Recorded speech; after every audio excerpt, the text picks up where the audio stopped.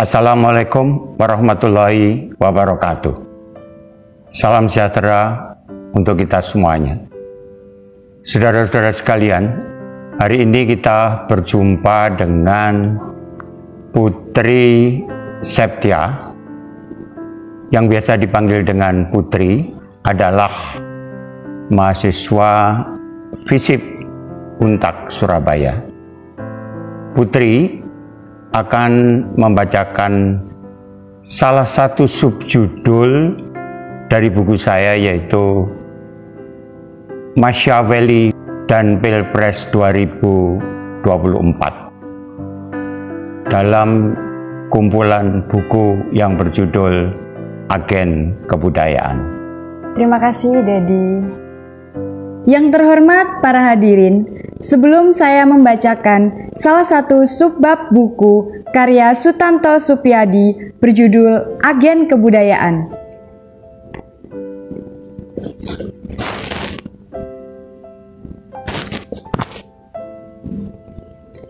yakni Machiavelli dan Pilpres 2024. Perlu dijelaskan terlebih dahulu siapakah Dedi.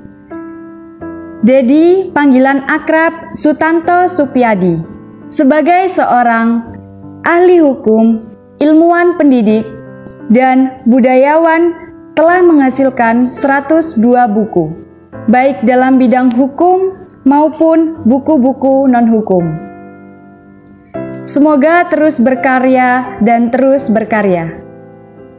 Buku-buku non-hukum yang diterbitkan pada 5 tahun terakhir ini adalah Peranan Pesantren,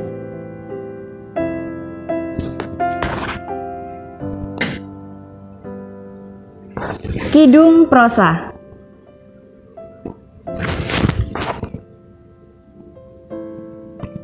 Mencerahkan Roh Pendidikan,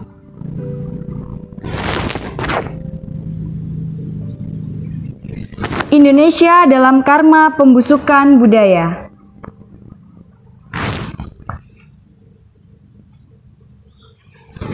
Involusi Kebudayaan dalam Perspektif Hukum,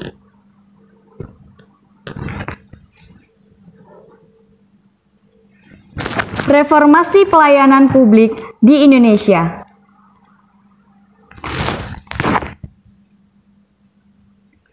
Pengelolaan Lingkungan dan Efisiensi Ekonomi,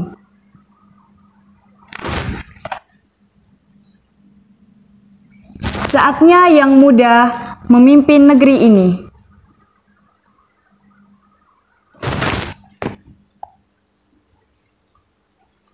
Untung ada NU dan Muhammadiyah,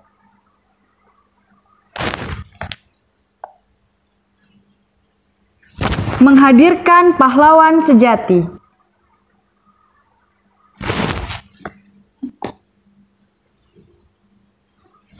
Menjadi Tionghoa yang merah putih,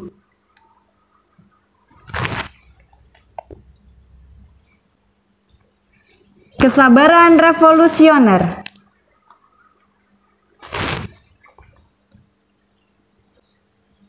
Revolusi politik anak muda,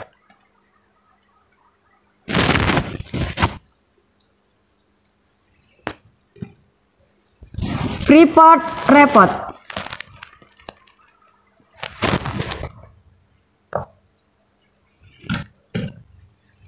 (2045) menuju berkah atau musibah,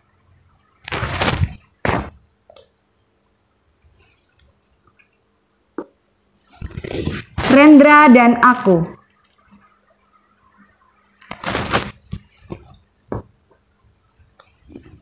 Yang terhormat para hadirin, kegiatan Dedi memang seabrek, banyak sekali. Dan yang paling utama adalah menulis dan menulis.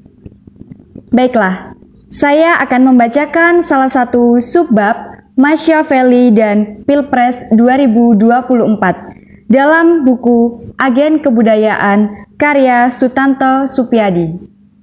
Pemilihan presiden atau Pilpres akan diadakan pada 2024 Ketentuan Pasal 7 Undang-Undang Dasar Negara Republik Indonesia tahun 1945 atau UUD 1945 menjelaskan bahwa Presiden dan Wakil Presiden memegang jabatan selama 5 tahun dan sesudahnya dapat dipilih kembali dalam jabatan yang sama, hanya untuk 1 kali masa jabatan. Potensi politik uang, isu SARA, dan hoax.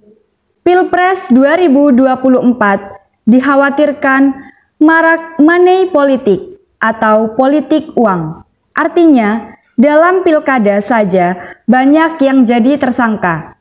Apalagi kalau dalam pemilu dan Pilpres 2024 nanti.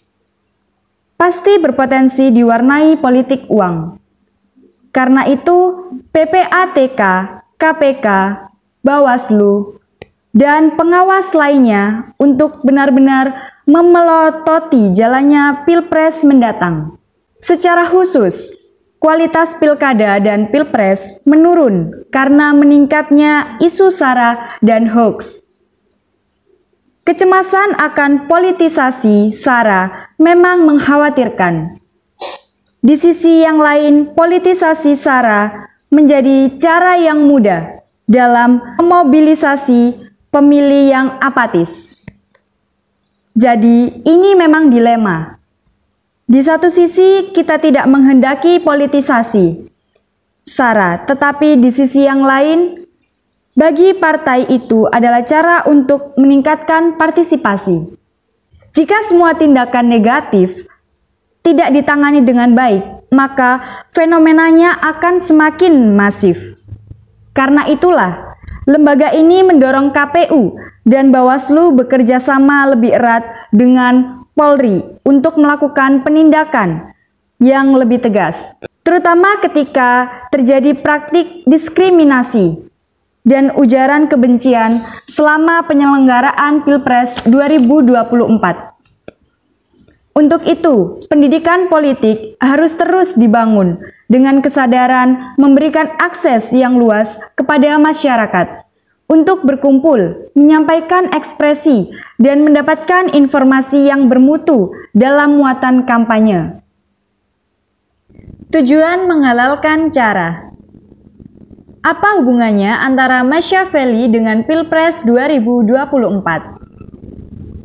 Kalau ditelusuri, ajaran Machiavelli jelas ada benang merahnya dengan Pilpres 2024. Tepatnya pada 14 Februari 2019, seluruh rakyat Indonesia akan menyelenggarakan pesta demokrasi untuk memilih calon presiden masing-masing.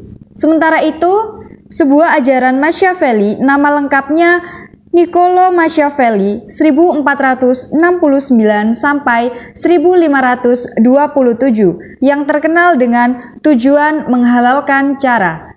Dalam karyanya yang populer, Il Principe menjadi rujukan utama para diktator abad ke-19. Seperti Napoleon Bonaparte, Prancis, Hitler, Jerman, Mussolini, Italia, dan Stalin, Rusia.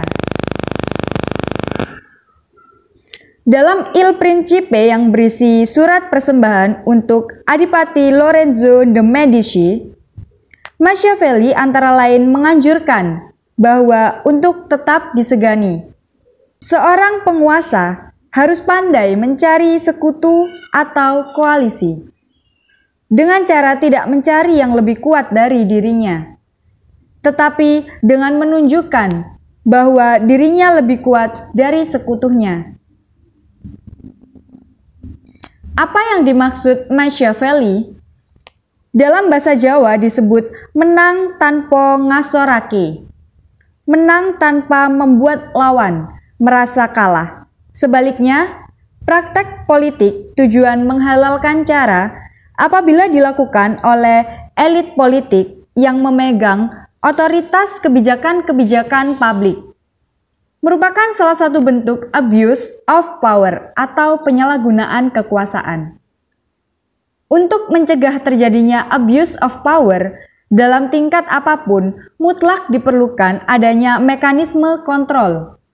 Semangat inilah yang dulu mengilhami negarawan Perancis, Charles de Montesquieu, 1689 sampai 1755. Untuk memisahkan kekuasaan atau separation of power dalam 3 institusi yang independen, yakni legislatif, eksekutif, dan yudisial atau trias politika. Disinilah berlaku mekanisme check and balance, saling mengontrol sehingga terhindar dari pemusatan dan penyalahgunaan kekuasaan. Artinya, kontrol di sini berfungsi sangat konstruktif. Bagaimana dengan pelaksanaan Pilpres 2019? Mudah-mudahan tidak ada satupun pasangan calon presiden yang memaksakan tujuan menghalalkan cara. Semoga. Demikianlah semangat membaca, semoga bermanfaat. Terima kasih Putri, Anda telah membacakan salah satu subjudul dari sebuah buku saya. Sama-sama Dedi, sampai jumpa. Demikianlah saudara-saudara sekalian, wassalamualaikum warahmatullahi wabarakatuh.